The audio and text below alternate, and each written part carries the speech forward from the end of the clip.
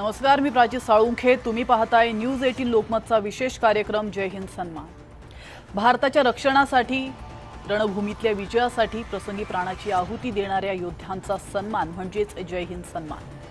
1971चे युद्ध ज्याने पाकिस्तानचे 2 तुकडे केले. भारतीय सैन्याच्या शौर्यानं बांगलादेश स्वतंत्र झाला. त्या विजयाचा आपण सुवर्ण महोत्सव साजरा करणार आहोत. त्यानिमित्तानं इन्फ्राटेक आणि अमृत नोनी यांच्या सहकार्यानं वीर योद्ध्यांचा सन्मान करणार आहोत. जय हिंद सन्मान या कार्यक्रमाच्या माध्यमातून.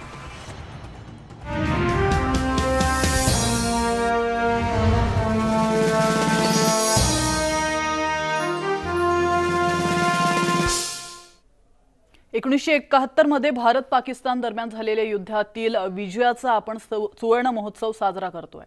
जय हिंद सन्मान मध्ये आज आपण पाहणार आहोत कर्नल सदानंद साळुंखे यांची शौर्यगाथा. 1971च्या युद्धात सदानंद साळुंखे यांनी आपल्या जीवाची बाजी लावून पराक्रम गाजवला. ऑपरेशन कॅक्टस लिलीचे शिलेदार म्हणूनही सदानंद साळुंखे यांच्याकडे पाहिलं जात आहे. पाहुयात वीरचक्राने सन्मानित कर्नल सदानंद साळुंखे यांची शौर्यगाथा.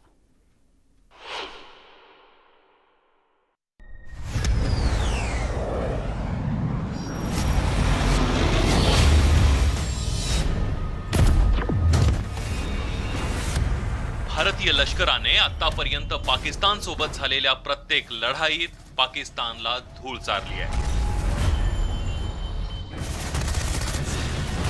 भारतीय सैन्याचा पराक्रम प्रत्येक भारतीयाच्या अजूनही स्मरणात आहे. 1965 आणि 1971च्या युद्धात महाराष्ट्राचे सुपुत्र कर्नल सदानंद साळुंखे यांनी गाजवलेलं शौर्य आजही आपली मान उंचावणार आहे. जय जवान हम जिंदा है. तारीख 7 डिसेंबर 1971. ठिकाण नैनाकोट. भारतीय लष्कराकडून नैनाकोट शहर ताब्यात घेण्याच्या सूचना मिळाल्या आणि तत्काळ कॅप्टन साळुंखे यांच्या नेतृत्वाखाली 92 सैनिकांनी कडाक्याच्या थंडीत रावी नदी पार केली. जीवाची जोखीम पत्करून सैनिकांनी ही कामगिरी फत्ते केली आणि नैनाकोट शहरावर ताबा मिळवला. आम्ही 90 जवान घेऊन गेलो. रावी नदी पार केली आणि साधारणपणे चालत गेलो. रात्री 12-1 वाजले. 6 डिसेंबरची गोष्ट. आणि साधारणपणे 6-7 किलोमीटर चाललो पहाटे 4 वाजेपर्यंत. तर वायर अशी लांब चालली होती आणि काहीतरी खड्डे खोदले होते. मग आम्ही ओळखलं की हे बहुतेक सुरुंग पेरलेले आहेत. पाकिस्तानची हद्द सुरू झाली होती. त्यांनी टँक्स आत आणण्याचा प्रयत्न केला.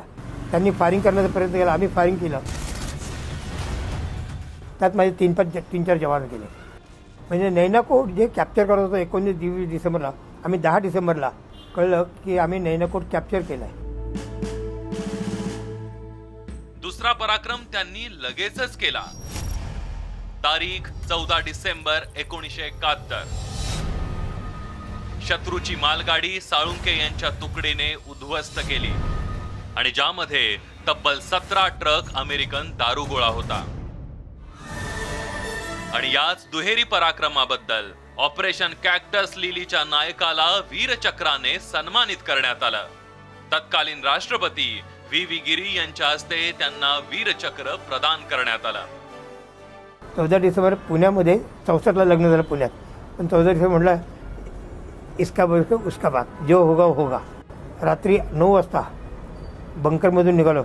छोटेसे बंकर्स होते. गेलो. फिशप्लेट काढायला वेळ नव्हता. अंधार सगळीकडे. पण रूळ दिसत होते. आम्ही काय केलं, मोठमोठ्या बिल्डिंग पडल्या होत्या फायरिंगमुळे. झाडांचे हे फांद्या पडल्या होत्या. त्या आम्ही त्याच्यावर टाकल्या रुळावर. जे होईल ते होईल. आणि पाठीमागे 25-30 फूट आलो. परत झोपून राहिलो. ट्रेन आली. बिलिंग मी आई शपथ सांगतो ती मालगाडी पडली ना. पण त्यांनी आमच्या फायरिंग करण्यास सुरुवात केली. त्यांना माहीत नाही आम्ही कोण आहे काय वगैरे. 17 डिसेंबरच्या टाइम्स ऑफ इंडियाच्या दुसऱ्या पेजवर आलं, Maratha company command major topples goods train of Pakistan and captures 17 trucks American ammunition. आम्हाला मोजायला वेळ कुठे होता. कर्नल सदानंद साळुंखे यांचा जन्म धुळे जिल्ह्यात झाला.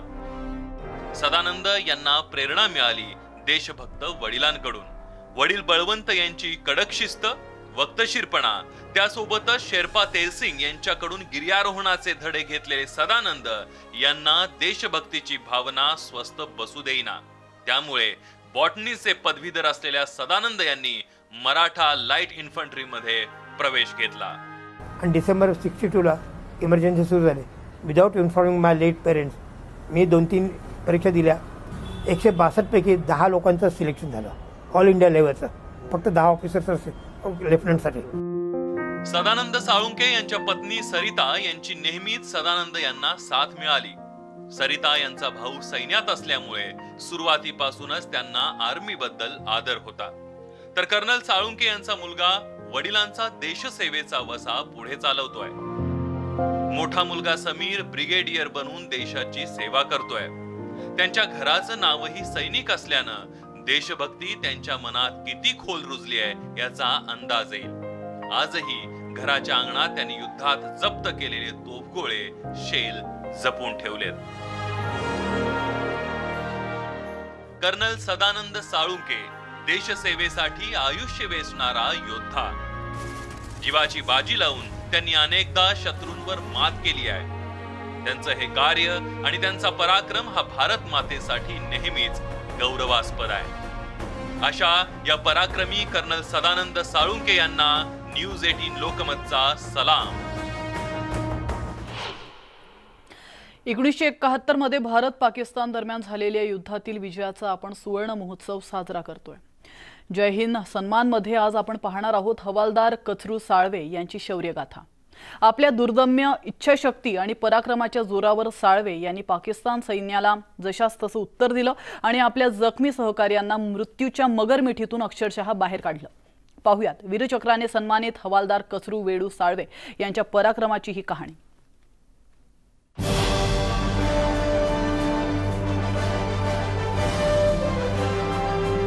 हवालदार कचरू वेडू साळवे, महार रेजिमेंटचा लढवय्या जवान. 1971च्या भारत पाकिस्तान युद्धात पराक्रम गाजवलेला महाराष्ट्राचा सुपुत्र. भारत पाकिस्तान फाळणीनंतर सीमेवरचं वातावरण नेहमीच धगधगत होतं. पाकिस्तानच्या कुरापती सुरूच होत्या. तारीख 10 डिसेंबर 1971. ती रात्र महाभयंकर होती. सीमेवर पाकिस्तानकडून तोफांचा जोरदार आणि सतत मारा सुरू होता.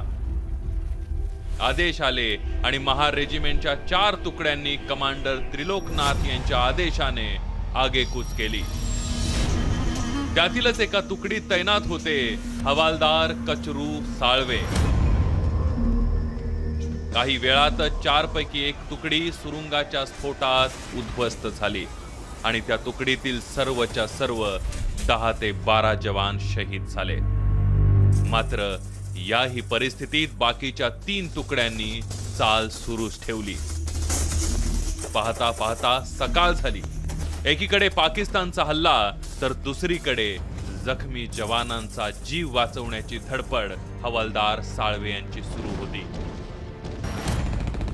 एक निष्णात जवान चौरंग भालेराव भूसुरुंग स्फोटात गंभीर जखमी होते. त्यांना वाचवण्यासाठी हवालदार साळवे यांनी थेट सुरुंग पेरलेल्या भागात जाण्याची जोखीम पत्करली आणि सहकारी जवानाचा जीव वाचवला. सहकारी चौरंग भालेराव यांना थेट पाठीवर घेऊन त्यांनी कॅम्प गाठला आणि कॅम्पवर एकच जयघोष झाला, भारत माता की जय. याच त्यांच्या पराक्रमाबद्दल हवालदार कचरू साळवे यांचा वीरचक्राने सन्मान करण्यात आला. राष्ट्रपती व्ही गिरी यांच्या हस्ते त्यांना वीरचक्र प्रदान करण्यात आलं. चौरंग भालेराव हा उठून शिपाई हा असताना रात्री हमल्यामध्ये त्याची दुर्घटना घडली. त्याची अवस्था खराब होती, तो चालू शकत नव्हता. त्याची हालत पाहून मला ते दाखवलं गेलं नाही. पाकिस्तानच्या आर्टिलरी टँका वगैरे लागलेल्या असताना याला मी ज्या टायमाला घेतलं आणि ती रायफल मला नडायला लागली, इथं घेतली, हेल्मेट तकलीफ द्यायला लागलं. त्या टायमाने मी ती हेल्मेट टाकून दिलं. फक्त पी कॅप होती, त्याला मांडी खालून हात घालून खांद्यावरती घेऊन मशीन गनच्या पुढून होऊन इकडून येताना आमच्या रेजिमेंटचे कॅप्टन कॅमेरा, त्यांचं नाव कॅप्टन कॅमेरा होतं, तर त्यांनी बायनाकलरने पाहिलं. त्या पाहिल्यानं त्यांना आमच्या रेजिमेंटला सगळ्यांना आनंद वाटला की बाबा कोणीतरी आपला माणूस आपल्याला इकडे घेऊन येऊ राहिला, आपला जखमी झालेला माणूस. हवालदार कचरू साळवे यांनी 16 वर्ष 3 महिने देशसेवा केली. वीरचक्राने सन्मान होणं ही त्यांच्या कुटुंबासाठी आणि गावकऱ्यांसाठी सुद्धा अभिमानाची बाब होती. सैनिक ज्यावेळी सीमेवर देशासाठी लढत असतो तेव्हा त्याच्या मागे एक वेगळी लढाई त्यांचं कुटुंब सुद्धा लढत असतं. सैनिकांचं कुटुंब हे त्यांच्यासाठी एक ऊर्जा असतं. कचरू साळवे यांच्या पत्नी उषा यांनी व्यक्त केलेल्या भावना खूप बोलक्या आहेत. लग्न झालं त्यावेळेस गेले ते, त्यावेळेस एवढा अंगणपणा होता, एवढं काही समजत नव्हतं. ज्यावेळेस लढाई संपून गेली, वडिलांनी सांगितलं असं असं, त्यावेळेस मग मनाला थोडंसं वाटलं. पण तरी चांगला विजय होऊन आले, त्याच्यामुळं देवाला अभिमान, मला देवाचा अभिमान आहे. आत्तापर्यंत अभिमानाचे देवा धन्यवाद. एवढा परिवार आहे, 5 मुली, 5 जावाई, 4 जावाई, 9 नातू, सर्व काही गोतोळ्यामध्ये. मला धन दौलतीचं काही आशा नाही. भरा नहीं वो भावों से बहती जिसमें रसधारा नहीं, हृदय नहीं वो पत्थर है जिसमें स्वदेश का प्यार नहीं.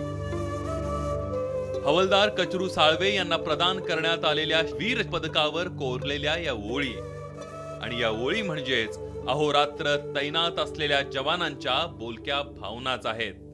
अशा वीर पराक्रमी हवालदार कचरू साळवे यांना न्यूज 18 लोकमतचा सलाम. इथे घेतो एक छोटासा ब्रेक, लगेचच परत येतो. तुम्ही पाहत राहा जय हिंद सन्मान. केला. बुधवारी सकाळी कॅनडामध्ये एका विमानानं इमर्जन्सी लँडिंग केलं. टोरंटोच्या उत्तरेच्या बाजूला असलेल्या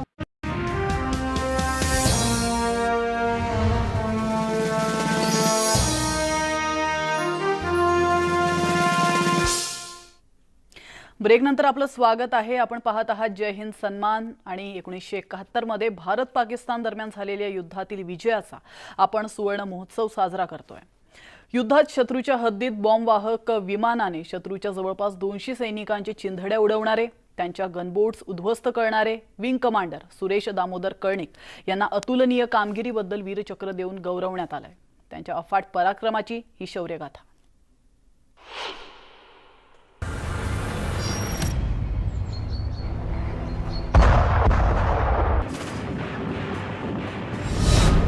December 1971 Pakistan launched a full-scale war against us. पाकिस्ताननं भारताविरोधात युद्ध पुकारलं. फ्लाइंग कमांडंट सुरेश कर्णिक आणि त्यांच्या सहकारी कॅनबेरा बॉम्बवाहक लढाऊ विमानातून सडेतोड प्रत्युत्तर दिलं. शत्रूच्या शक्तीस्थळांवर अचूक बॉम्बफेक करून त्यांनी शत्रूचं अक्षरशः कंबरडं मोडलं.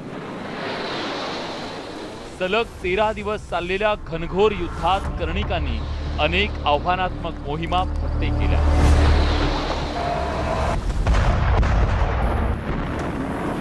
तो युद्धाचा प्रसंग ऐकताना अंगावर काटा उभा राहतो. माझंच एकमेव विमान होतं जे मी त्याच्यामध्ये एंटर केलं in spite of the anti aircraft guns firing. आणि अँटी एअरक्राफ्ट गन्समध्ये काय असतं, एव्हरी 5th bullet is a tracer bullet. तर माझ्या ऑल ओव्हर साईडला बुलेट्स फ्लाय करत होते without a single enemy anti aircraft gun bullets having hit me. आणि माझे जे बॉम्ब्स पडले ते टार्गेटवरती पडले. त्यांचं पेट्रोल ऑइल लुब्रिकंट डेपो होतं ते सगळं उद्ध्वस्त केलं. आणखीन पीपल हॅड सीन, आणि आमची आर्मी जे एरियाजमध्ये त्यांनी पाहिलं विमानाला, आणि त्यांना जे पिक्चर त्यांच्यासमोर आले का सगळं whole thing blowing up. So with the result Chittagong airport that was one of the biggest achievements. ते मिशन अजिबात सोपं नव्हतं. त्या मिशन्स दरम्यान विमानाचं जनरेटर बंद पडलं. विमानावर गोळ्यांचा वर्षाव होत होता. पाकिस्तानी लोकांनी दॅट एअरफील्ड वॉज ॲक्टिवेटेड. तर मी खूप खालती गेलो, nearly about 100 feet or so. म्हणजे जे अँटी एअरक्राफ्ट गन्स असतात they can't go below 30 degrees, कारण ते जर असे गेले तर एकमेकांवरतीच मारणार. तर आय एस्केप फ्रॉम दॅट. आणि तिकडे मुरीद एअरफील्डला गेलो. I pulled up for a bombing attack. Bomb फेकले आणि ते 100 yardsमध्ये दिसतात लोक वगैरे. तर ते मी फायरिंग करत होतो आणि एक 7-8 असे बोट्स डिस्ट्रॉय केले, गन बोट्स डिस्ट्रॉय केले. आणि त्यांना जेव्हा मारलं तर तेव्हा त्या लोकांच्या बॉडीज हवेमध्ये देवर flung. they were firing at me with machine guns, light machine guns they were carrying. ते मला फायरिंग करत होते, मी त्यांना फायरिंग करत होतो. त्याच्यामध्ये माझ्या विमानाला पण गोळ्या लागल्या, 12 गोळ्या लागल्या. तरी पण मी अटॅक कंटिन्यू केले. पण प्रत्येक वेळी सुरेश कर्णिक आणि त्यांच्या सहकाऱ्यांनी शत्रूला चकवा देत मोहिमा फत्ते केल्या. पाकिस्तानच्या हद्दीत घुसले आणि जो अद्भुत पराक्रम गाजवला त्याबद्दल त्यांना वीरचक्रानं सन्मानित करण्यात आले. मी गेलो बांगलादेशमध्ये आणि then I spotted them on the मेघना रिव्हर आणि तेतुलिया रिव्हर ऑल्सो. तर मी त्याच्यावरती अटॅक्स मारले. 2 star fighters 104 star fighter with missiles माझ्या पाठीमागे लागले होते. ही जे मला इन्फॉर्मेशन मिळाली तर instead of coming towards India I steered towards Himalayas. आणि हिमालयाजमध्ये गेलो आणि त्यांच्या व्हॅलीमधनं रात्रीच्या वेळी I went low inside the valleys and escape north. They can't follow me because जे एअरक्राफ्ट चेझिंग करतात त्यांच्या रेडारवरती ग्राउंड क्लटर येतो. तर त्याच्यामध्ये त्यांना कळत नाही कोणतं विमान आहे आणि कोणतं ग्राउंड क्लटर आहे. आणि मग मी जे तिकडे टर्न मारली, हिमालयाला ते लोक पाठीमागे गेले, तेव्हा मग तिकडे चंदीगडला लँड केलं. मूळचे मुंबईकर असलेल्या सुरेश कर्णिकांचं लहानपणापासूनच फायटर पायलट बनण्याचं स्वप्न होतं. आईचा विरोध, पण वडिलांच्या पाठबळावर कर्णिक हवाई दलात सामील झाले. लाजायचं नाही आणि घाबरायचं नाही हे सुरेश कर्णिक यांच्या जीवनाचं ब्रीदवाक्य.